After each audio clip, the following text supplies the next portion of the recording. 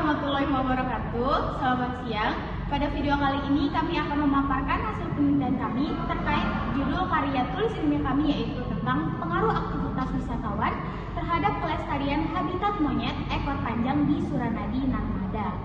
Oleh karena itu, izinkan kami perkenalan diri terlebih dahulu. Saya Hadinta Dwi absen 13. Saya Mbak Fadila Ramadhani, absen 8. Saya Refilami Kimisda, absen 33. Saya Aganina Norma Kolbi, absen 1.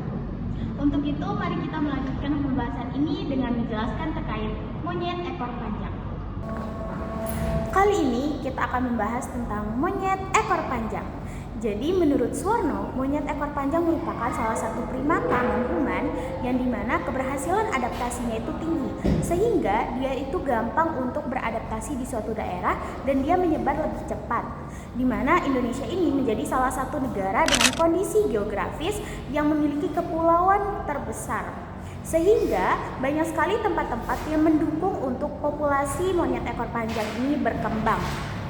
Namun sayangnya, distribusi dan studi itu belum umum tentang monyet ekor panjang ini di Indonesia, sehingga masyarakat Indonesia ini masih terlalu tidak mengerti apa sih monyet ekor panjang itu dan sepenting apa monyet ekor panjang itu. Jadi, monyet ekor panjang ini merupakan salah satu hewan yang dimana bermanfaat bagi kehidupan kita. Salah satunya itu sebagai hewan model, dimana hewan model itu sangat penting terhadap biomedis. Saat seseorang peneliti sedang meneliti terkait dengan vaksin, maka monyet ekor panjang ini bisa dijadikan sebagai hewan uji coba terkait vaksin yang baru diciptakan itu. Karena apa? Fisiologis dari monyet itu mirip dengan manusia, sehingga dijadikanlah dia sebagai hewan uji coba. Kenapa kita memilih tema ini? Karena penelitian ini mengangkat hipotesis bahwa populasi monyet ekor panjang meningkat di Indonesia karena belum masuk ke daftar satwa terlindungi, didukung dengan interaksinya bersama manusia di beberapa tempat wisata seperti Taman Wisata Alam Suranadi di Narmada, Lombok Barat. Nah, lalu juga dalam peraturan perundangan Indonesia, monyet ekor panjang itu belum termasuk satwa liar yang dilindungi.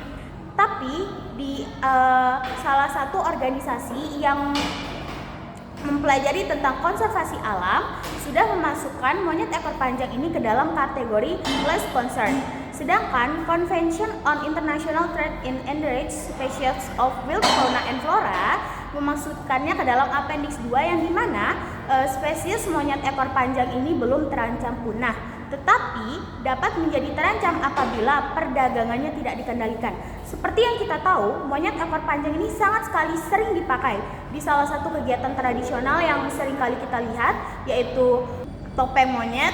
Terus yang tadi saya bilang itu hewan monyet ekor panjang ini menjadi salah satu hewan biomedis, dan juga ada beberapa orang yang memelihara hewan monyet ekor panjang ini. Inilah yang menjadi alasan kami kenapa memilih tema penelitian ini. Lalu, mari kita lanjut ke pembahasan berikutnya. Selanjutnya adalah tinjauan pustaka. Dalam jurnal inventarisasi kepadatan populasi monyet ekor panjang di Taman Wisata Alam Suranadi, Wahyu Nurul Hadid dan Wahyu Yunianti Nizar mencatat bahwa populasi monyet di Suranadi cukup rendah. Namun, pada zona-zona yang sering dikunjungi manusia, kepadatannya akan tinggi. Mereka mencatat bahwa aktivitas wisata yang tinggi berpengaruh pada perilaku kelompok monyet, terutama yang sering mendapatkan makanan. Yang kedua adalah dalam 42 tahun terakhir, estimasi penurunan populasi monyet ekor panjang mencapai 40%. Berbagai organisasi konservasi dan aktivis satwa liar telah mengajukan desakan kepada pemerintah Indonesia, khususnya Kementerian Lingkungan Hidup dan Kehutanan. Yang terakhir adalah kedua jurnal tersebut menunjukkan bahwa kawasan yang dulunya aman bagi satwa liar dapat berubah menjadi sumber stres dan gangguan apabila manusia tidak terkendali. Oleh karena itu, penting bagi pengelola kawasan seperti Taman Wisata Alam Suranadi untuk mulai menerapkan pendekatan konservasi berbasis pengelolaan interaksi satwa liar.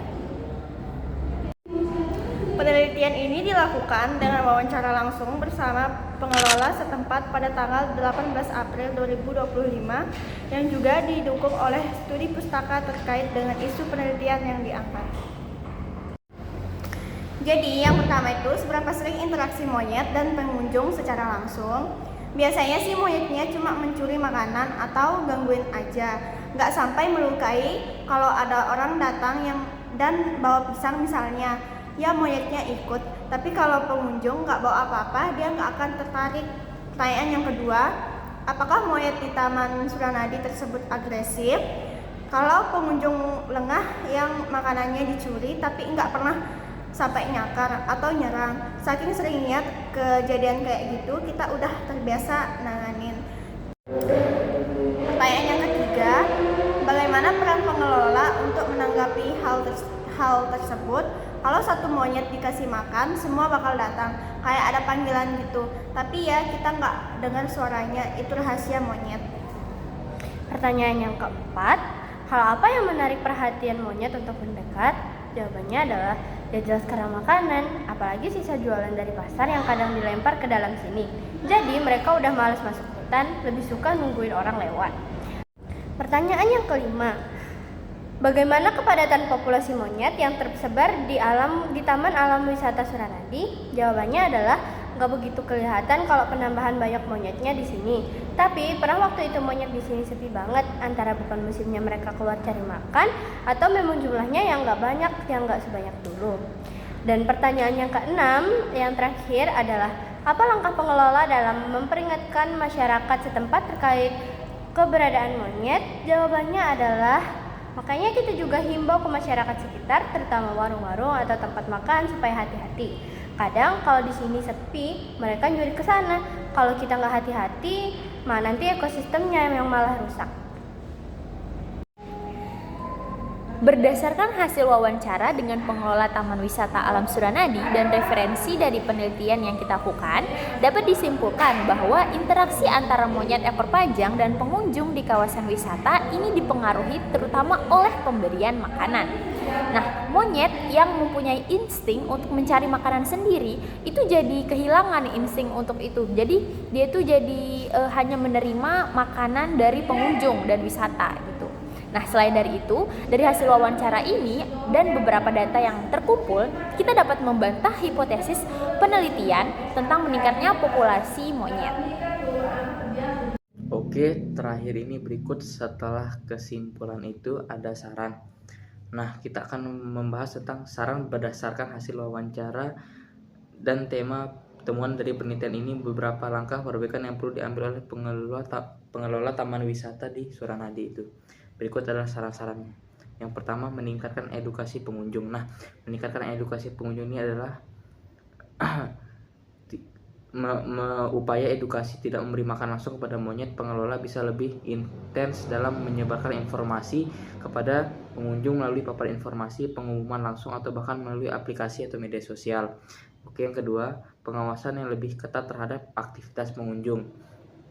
Pengelola perlu memperketat pengawasan di area wisata, terutama pada musim liburan atau saat banyak wisatawan yang datang. Pemberian makanan oleh pengunjung yang tidak bertanggung jawab perlu dicegah lebih protektif, seperti menugaskan petugas untuk mengingatkan pengunjung atau memberi tanda larangan di tempat-tempat yang rawan akan monyet tersebut.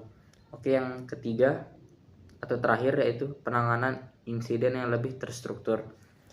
Penanganan insiden yang lebih terstruktur adalah mengingat insiden yang melibatkan monyet cukup sering terjadi. Pengelola bisa membuat prosedur penanganan insiden yang lebih terstruktur, misalnya dengan menyiapkan area khusus untuk penanganan wisatawan yang terkena gangguan monyet dan memastikan petugas yang bertanggung jawab siap memberikan bantuan.